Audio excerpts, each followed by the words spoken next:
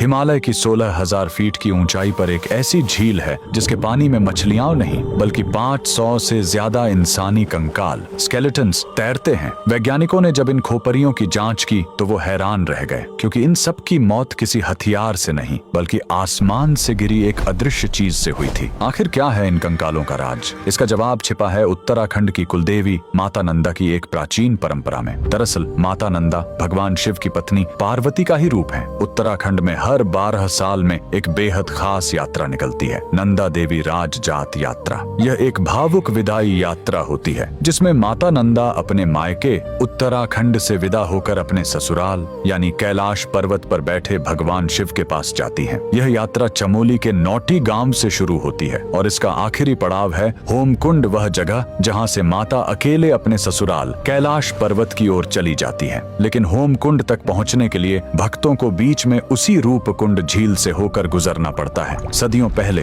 कन्नौज के राजा जसधवल ने इसी पवित्र यात्रा में शामिल होने की ठानी, लेकिन राजा को अपनी सत्ता का अहंकार था। वे भक्ति भाव से नहीं बल्कि पिकनिक मनाने के अंदाज में गए। नियम तोड़ते हुए वे अपने साथ गर्भवती रानी, नाचने गाने वाली नर्तकियां और जोर जोर से बजते ढोल नगारे लेकर पहाड़ पर चढ़ने लगे। माता नंदा अपनी विदाई के वक्त यह अपमान और शोर शराबा सह नहीं पाई। जैसे ही राजा का काफिला रूपकुंड झील के पास पहुंचा, देवी का प्रकोप टूट पड़ा। अचानक आसमान काला हो गया। बारिश नहीं बल्कि लोहे जैसे सख्त और भारी ओले गिरने लगे। वो ओले क्रिकेट की गेंद जितने भारी थे। वहां छिपने की कोई जगह नहीं थी। वो ओले सीधे राजा और उसकी सेना के सिर पर गिर रहे थे। देखते ही देखते राजा, रानी और उनके 500 साथी वहीं बर्फ में दफन हो गए। सैकड़ों साल बाद जब 1942 में वहां बर्फ पिघली तो दुनिया ने देखा कि झील कंकालों से भरी पड़ी है। और जब फॉरेंसिक जांच हुई तो वैज्ञानिकों ने पुष्टि की कि इन सभी खोपरियों में दरारें थीं जो ऊपर से किसी भारी गोल चीज ओले के गिरने से ही आई थीं।